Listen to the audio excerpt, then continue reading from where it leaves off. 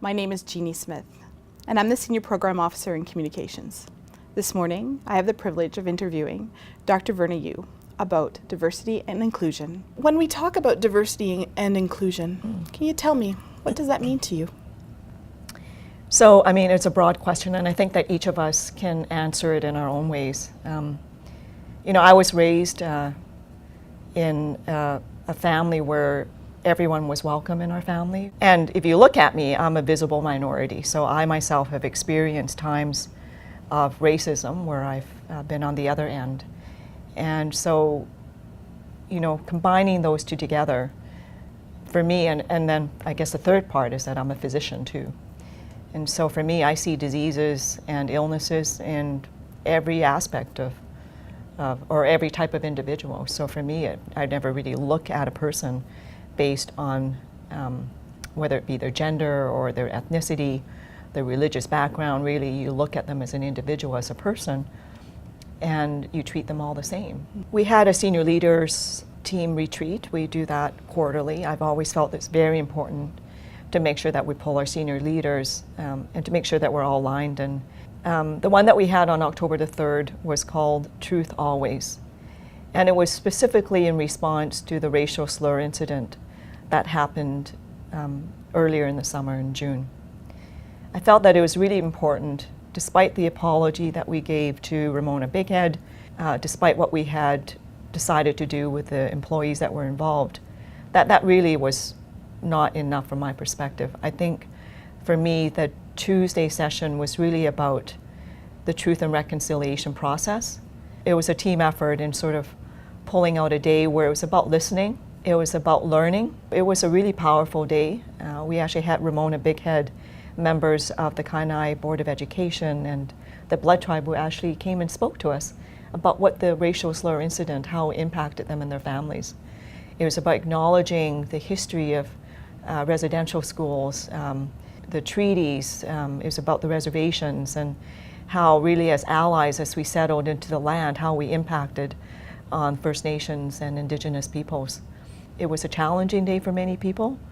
I think a lot were surprised at the types of emotions that it brought up, but I was really grateful for the senior leaders for their openness in coming to a day that we knew was not going to be an easy day, because until you can actually come to terms with the truth and reconciliation, it's very hard to actually move forward.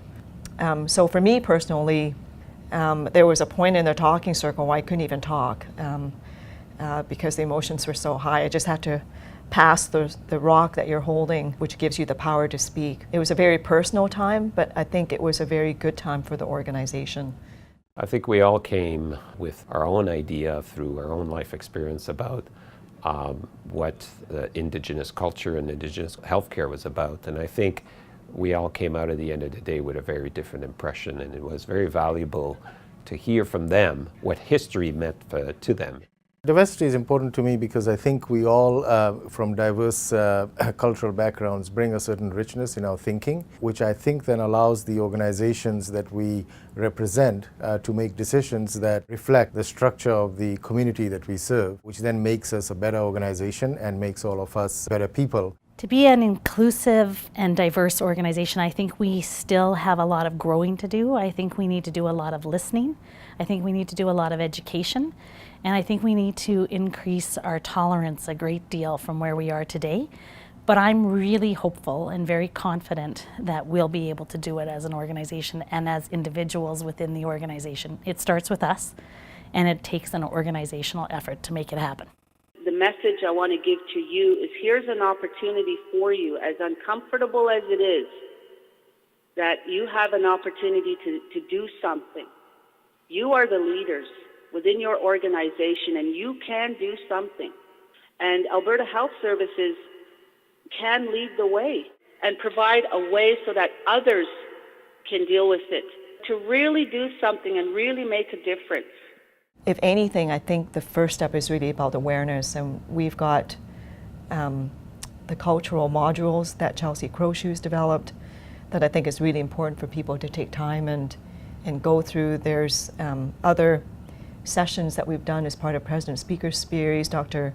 Alika Lafontaine did a great talk about unconscious bias, about the fact that we have actually subconscious biases that are implicit in our behaviors that we have no idea that we're actually doing. So unless you're even aware of that, we're doing things that we have no idea that's causing pain to others.